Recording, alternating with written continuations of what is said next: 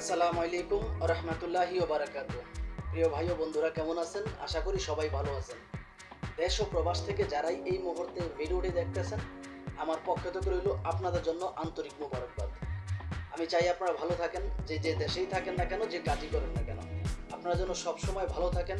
আল্লাহ তাআলা রব্বুল আলামিনের কাছে এই প্রার্থনাই করি, প্রিয় মালিক যেন আমার দেশ এবং প্রবাসের ভাইদেরকে সবসময় সর্বদা ভালো রাখে। তো প্রতিদিনের মতো আজকে আবারও চলে আসলাম নতুন একটা ভিডিও নিয়ে, যে ভিডিওতে থাকবে গুরুত্বপূর্ণ কিছু তথ্য। আশা করি ধৈর্য সহকারে পুরো ভিডিওটি দেখে আপনার মূল্যবান মতামত ভিডিওর কমেন্ট বক্সে লিখে যাবেন। আজকে যাকে নিয়ে ভিডিও করব, সেই মেয়েটা বিয়ে করতে চায় এবং সে দাবি করতেছে যে আসলে দুনিয়াতে সব মেয়েরাই কিন্তু টাকা পয়সা, ধন দৌলত, অর্থ অলংকার, স্বর্ণগয়না সব মেয়েগুলাই চায়। এবং এই মেয়েটা সে টাকা পয়সা, ধন দৌলত, অর্থ অলংকার কিছুই চায় না। সে এমন একজন মানুষকে বিয়ে করতে চায় যে আসলে দিন আইনা দিন খাওয়াইতে পারবে। আপনার টাকা পয়সা লাগবে না, আপনার টাকা পয়সার প্রতি এই আপুটার কোনো মন নাই এবং এই আপুটার কোনো লোভ আপনার টাকা পয়সার প্রতি নাই। আপনার যদি ভাঙা ঘরও হয়, তাও সেই আপুটা আপনার সংসার করতে রাজি আছে। তবে শর্ত একটাই, আপনাকে ৫ ওয়াক্ত নামাজ পড়তে হবে এবং কি আপনি আল্লাহ তাআলার বিধান মতো চলতে হবে। শর্ত একটাই। এবং মেয়েটাও কিন্তু মাদ্রাসায় লেখাপড়া করছে। এই জন্য সে স্বামীর সেবা করতে চায়, স্বামীর শ্বশুর শাশুড়ির সেবা করতে চায়। সে টাকা পয়সা, ধন দৌলত চায় না, সে ভালো একজন মানুষ চায়।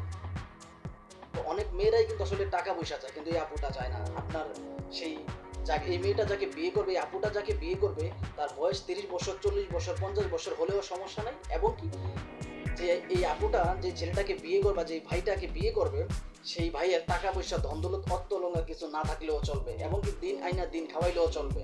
এবং কি সেই ভাইয়াটা যদি রিক্সা চালকও হয়, তাও কোনো সমস্যা নাই।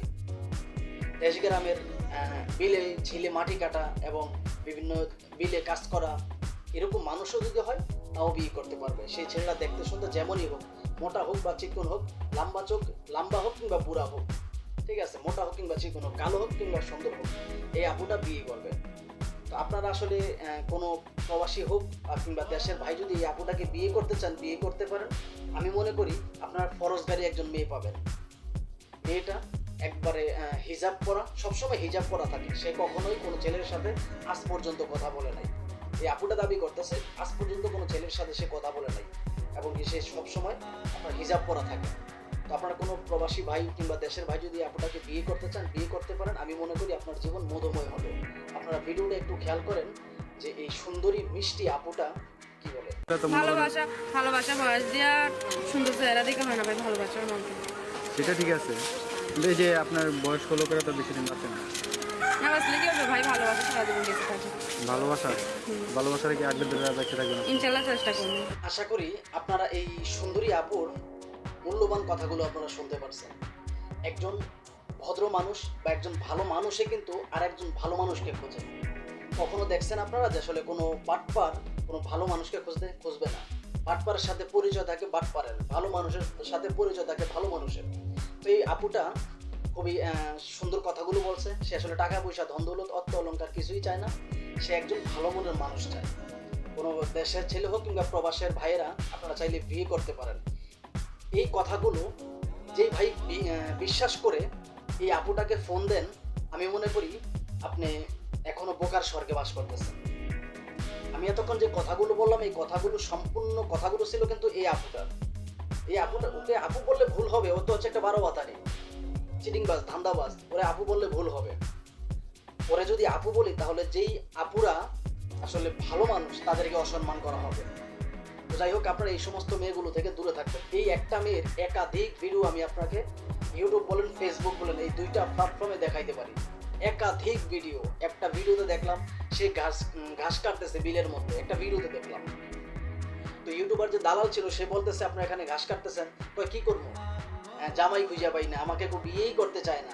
আরেকটা ভিডিওতে দেখলাম সে বড় লোকের বাসায় কাজ করে, সে ঘর মুভ দিতেছে বা মুছতেছে, টাইসওয়ালা ঘর মুছতেছে। তখন এক ইউটিউবার বললো আপনার দিন এত কষ্টে যাইতেছে, কি করবো, আমি গরিবের সন্তান তো, আমার বিয়ে হচ্ছে না। এবং কি আরো ভিডিও দেখলাম সে কান্না করতেছে, কান্না করতে করতে বলতেছে আজকে বাবা মা নেই বলে আমাকে কেউ বিয়ে করতে চায় না। আরেকটা ভিডিওতে দেখলাম সে বলতেছে যৌতুক দিতে পারি না বলে আমার বিয়ে হইতেছে না।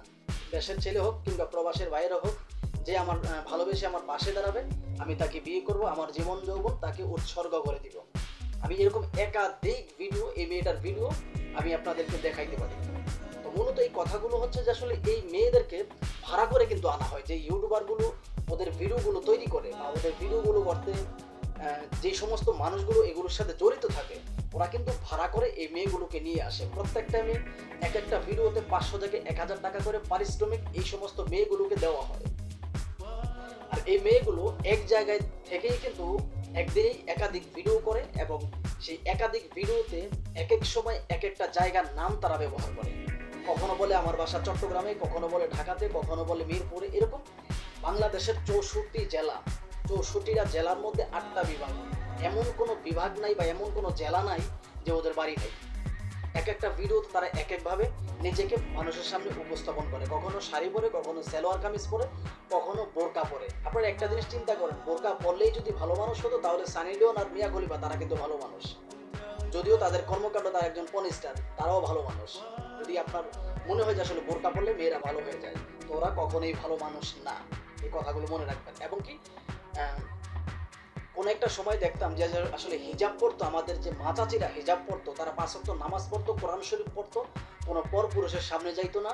ফজর নামাজের আজান দেওয়ার আগেই কিন্তু ঘুম থেকে উঠে উড়ান এবং কি রাস্তাঘাট ঝাড়ু দিয়ে তারা কোরআন তেলাওয়াত করতো, তারা পর্দা করতো, তাদেরকে পর্দাশীল মানুষ বলা যায়। কিন্তু বর্তমান সময়ের 100% থেকে 95% মেয়েদেরকে পর্দাশীল বলা যায় না, কেননা বর্তমানে যে যুগে আসছে কলিকাল, এখন এই সময়ে এক একটা মেয়ে 10টা 15টা করে প্রেম করে, বুঝছেন? 10টা 15টা করে প্রেম করে, আর ক্যামেরার সামনে এসে বলে আমি অসহায়, আমি গরিব, আমি খেতে পারছি না, আমার যৌতুকের জন্য বিয়ে হচ্ছে না।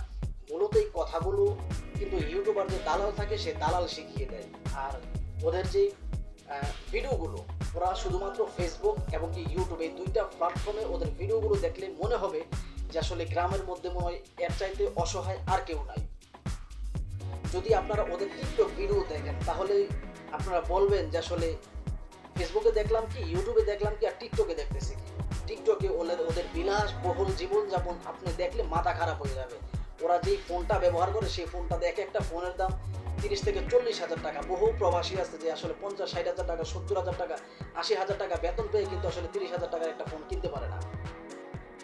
ঠিক আছে? তো যাই হোক, এই ভিডিওটা আসলে কাউকে উদ্দেশ্য করে বানানো হয়নি, শুধুমাত্র সতর্কমূলক ভিডিও। প্লিজ কেউ খারাপ মন্তব্য করবেন না। ভিডিওটি ভালো লাগলে লাইক, কমেন্ট, শেয়ার এবং এই চ্যানেলটি সাবস্ক্রাইব করে আপনাদের পাশে থাকার সুযোগ দিবেন। এবং কি ভিডিওটি যদি ফেসবুক পেজ থেকে দেখে থাকেন তাহলে পেজটি ফলো করতে ভুলবেন না। এমনও হতে পারে যে আসলে আপনার একটা শেয়ারে আরেকজন মানুষ দেখে একটু হলেও সচেতন হইতে পারছে।